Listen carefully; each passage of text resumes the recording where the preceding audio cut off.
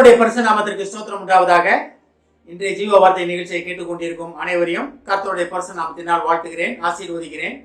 இன்றைய தின தியானத்திற்கு தேவன் கொடுத்த வேத பகுதி அது யோவான் எழுதின சுவிசேஷம், அதில் 10ஆம் அதிகாரம் 9ஆம் வசனம். யோவான் 10:9. நானே வாசல், என் வழியாய் ஒருவன் உட்பிரவேசித்தால் அவன் ரட்சிக்கப்படுவான், அவன் உள்ளும் புறமும் சென்று மேய்ச்சலை கண்டடைவான். இன்றைய தினம் இயேசு கிறிஸ்துவின் வாயிலிருந்து வந்த வார்த்தை இது. அவரே வழியும் வாசலும் சத்தியமாய் ஜீவனுமாய் இருக்கிறேன்னு சொன்ன தேவன் இன்றைய தினம் நம்மகிட்ட சொல்ல ஆசைப்படிய ஒரு காரியம் என்னவென்றால், நானே வாசல், என் வழியாக உட்பிரவேசியுங்கள் என்று உங்களை அழைக்கிறார். இயேசுவின் வழியாக, வாசலாகிய இயேசுவின் வழியாக நம்ம உட்பிரவேசித்து நம்ம பரலோகத்தை, நித்திய ஜீவனை பெற்றுக்கொள்வதற்காக இயேசு கிறிஸ்து நம்மளை அழைக்கிறார். அதாவது இதில் பாருங்க, நானே வாசல், இதில் கன்ஃபார்மாக சொல்றார், நானே வாசல், என்னை என்று ரட்சிப்பு கிடையாது, இயேசுவின் ரத்தம் சிந்தப்படாமல் ரட்சிப்பு கிடையாது. நம்ம நிறைய இதில் ரட்சிப்பை தேடி உலகத்தில் நிறைய பேர் நிறைய விதமாக ஓடிட்டு இருக்காங்க.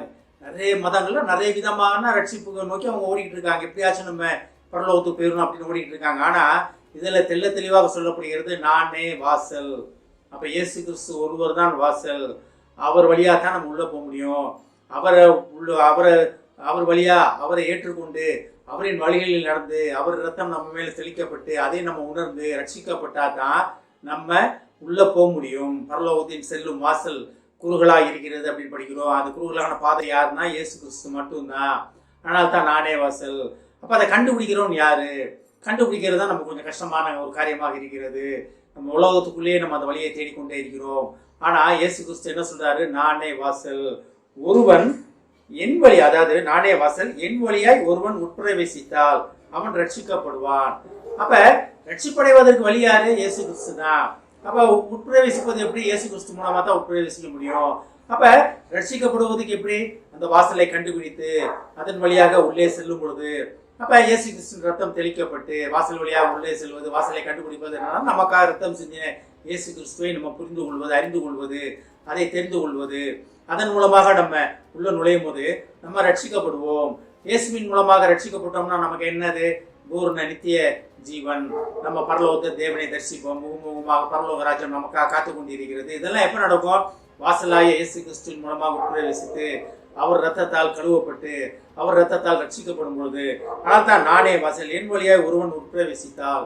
அப்ப இது ஒரு கண்டிஷன். அப்ப நம்ம உட்பிரவேசிக்கிறது இயேசுவின் மூலமா தான் நம்ம உட்பிரவேசிக்க முடியும். அதான் நானே வாசல், என் மூலமாக உட்பிரவேசிங்க அப்படின்றாரு. அது எப்படி இயேசுவின் மூலமா நம்ம எப்படி உள்ள போக முடியும்? கொஞ்சம் கஷ்டமான காரியமா இருக்கா யோசிக்கிறதுக்கு.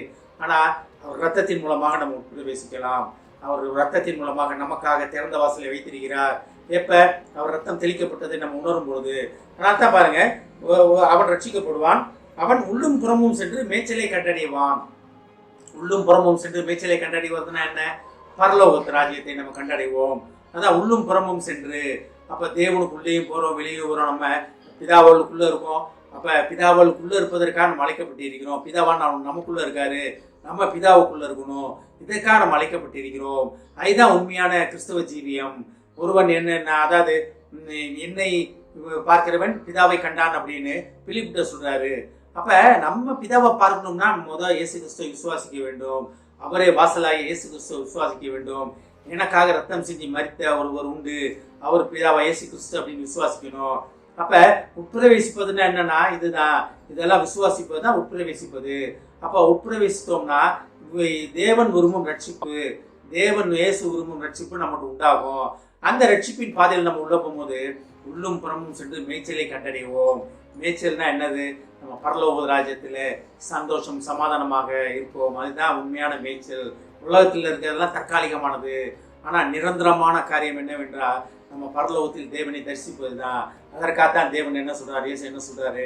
நானே வாசல், என் வழியாக உட்பிரவேசியுங்கள், என் வழியாக உட்பிரவேசி ரட்சிக்கப்படுங்கள், என் வழியாக உள்ளே வாங்க, உள்ள மேய்ச்சலை கண்டடையுங்கன்னு இன்றைய தினம் இதை கேட்டுக்கொண்டிருக்கும் அனைவரையும் தேவன் அழைக்கிறார். அழைத்தவர் உண்மை உள்ளவர்.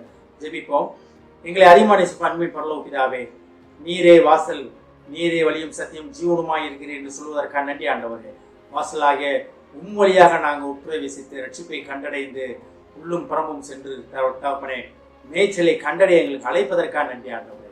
பரலோகத்திலே நாங்கள் உம்மை தரிசிக்க நீர் எங்களை அழைப்பதற்காக நன்றி ஆண்டவர். அந்த அழைப்பை தட்டிவிடாதபடி, அழைப்பை இழந்து கொள்ளாதபடி எங்களை பாதுகாத்துக் கொள்ளும் ஆண்டவரே. இதை கேட்டுக்கொண்டிருக்கும் ஒவ்வொரு குடும்பத்தையும் ஆசீர்வதிக்கிறோம் அப்பா.